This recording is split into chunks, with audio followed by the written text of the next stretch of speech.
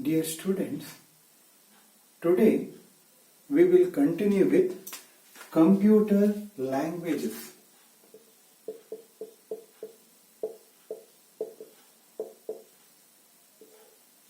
Computer languages. And as you know, for us, that means for human being, to communicate with one another, we need some communication languages. Maybe Kannada, English or Hindi, these type of languages. And in the beginning, we will learn these languages to communicate with each other. Same way, in computer, we will use one language to communicate with the computer, as well as the computer will learn one language to communicate with the devices. And as you know, the computer language is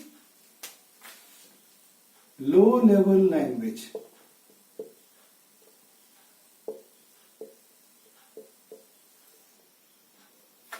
Low-level language is called computer language. And the low-level language is nothing but digital electronic.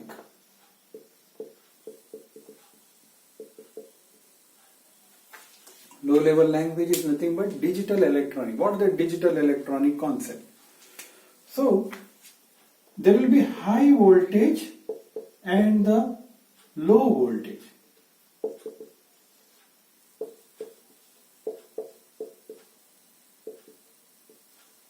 High voltage and the low voltage concept. And this high voltage is 1 and the low voltage is 0. And this high voltage, low voltage concept only we'll call it as a binary. And that binary language is nothing but one type of low level language. Okay, binary language. Low level language means what the machine can understand. Machine can understand only the digital electronics, that is high voltage and the low voltage concept. That only we'll call it as a on and off system. And this on and off system is nothing but binary number system or binary language. And in low level language, we will say there will be like two languages. One is machine level language, MLL, and another one is assembly level language. In low level language, there are two types. Machine level language, assembly level language. And these two languages are nearer to machine. Nearer to machine in the sense for computer. Machine level language. If you write program using binary 0 and 1, then that is called machine level language. And this type of language was developed in the first generation of computer. In the next class, I will teach about all the generations of a computer. Okay? In the first generation, machine level language was developed. That means in the first generation, or maybe before that first generation, there was 0 generation. In that generation, machine level language was developed. That means the devices are developed with this type of language to interact with the computer. Machine level language. Afterwards, like writing everything by 0 and 1 is not possible. So they developed one more concept with the name assembly level language. Assembly level language. And in assembly level language, they use some symbols to write a program. Like maybe add for the addition, mul for multiplication. These type of symbols. And these symbols, they call it as mnemonics.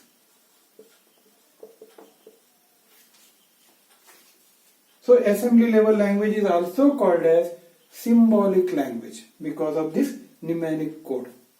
Okay? And those codes, because of those codes, again the writing program is simplified. Okay, after machine level language, they developed assembly level language in the second generation. And then slowly they developed one more language, high level language. In low level language, machine level and assembly level. Okay, that means in the language there are two types, low level language and high level language. Again in low level language, machine level language and assembly level language. High level language, the language which the human being can understand, the operator can understand, or we can understand. That type of language we will call it as a high level language. And generally if you write a program using English or any other language, then that is called as high level language. And we will understand very easily this high level language, but for the computers it's very difficult, since computer knows only machine level language, this binary. Then high level language was developed to write program in easier way. Okay, and because of that thing only they developed higher standard computers or high capacity computers to convert everything. That means if the machine understands only machine level language, then you have to develop some softwares, or you need something to convert this high level language to machine level language. High level languages, if you write programs using English type of statements, then that is called high level language. And the commonly used high level languages are like C, C++, Java, then C#, Python. All these things we will call it as a high level languages. That means in a high level language again there are different types are there. Procedural programming language, object oriented programming language, scripting language. Okay, and these type of programming languages, that means the first procedural programming languages were developed, then the object oriented, then the scripting programming languages were developed. So when we are using computer, for example, make the assumption we are having computer, then computer understands only low level language, that is machine level language, ML.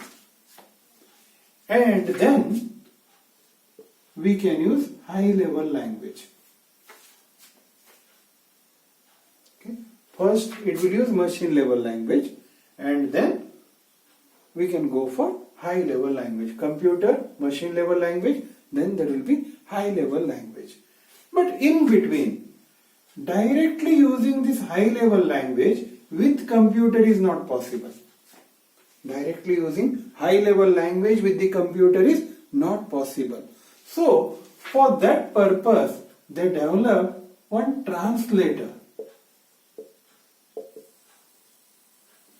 They developed some translator to translate high level language into machine understandable language or machine level language, since the computer understands only machine level language 0 and 1. Computer will not understand any other language. Okay, and the translators are called as interpreter or compiler.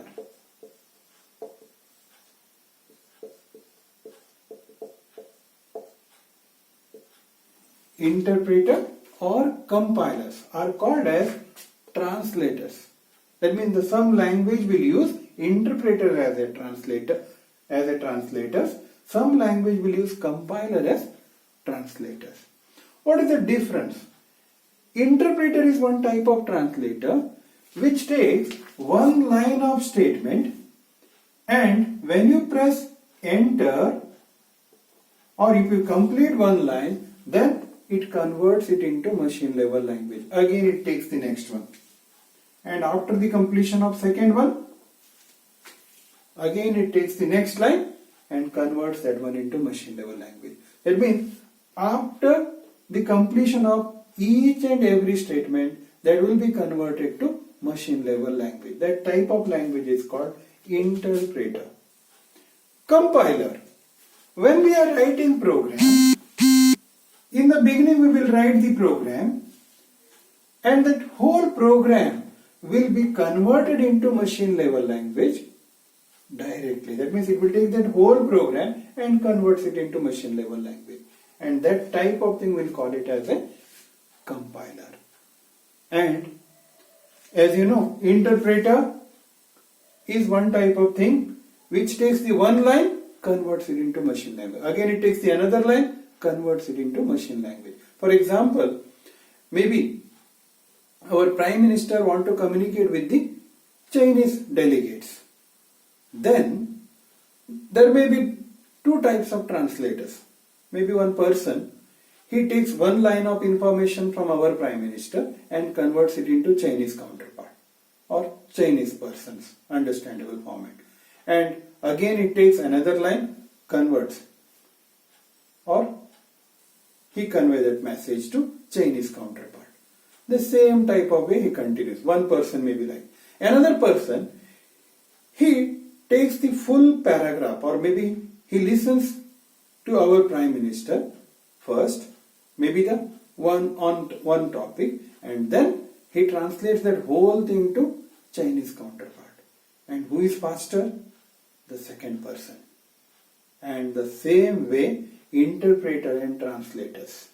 Interpreter takes the one line of information, converts it into machine language. That is first type of translator. And the second type of translator takes the whole program and converts it into machine level language. And the interpreter is slower compared to compiler. And there is one language. There is one language, that is Java, which uses both the things, interpreter as well as compilers. And this interpreter and compiler, using interpreter and compiler, we will convert this high level language into machine level language. Then the computer will understand our program. That means when we are writing program, we need some translators to translate it into machine level language. That's why when we are working with C language, we will not say I am having C software. Generally we will say I am having C compiler, C++ compiler.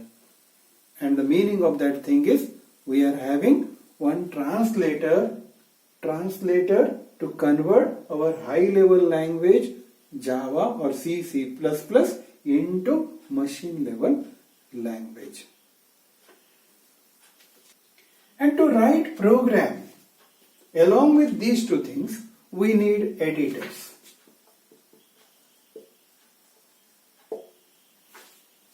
To write program, we need some editors. That means to write C program, I need one editor. It may be a DOS editor or Notepad, okay, or it may be WordPad, or maybe Windows, any Windows editor. In that we can write program, and afterwards we can use the translator, that is compiler or interpreter, to convert it into machine level language. So we need editors first to write the program, then we need translators to translate the high level language into machine level language, then the computer can interact with the user. Okay, that is the concept of languages. Thank you, students. In the next class, I will continue with generations of computers.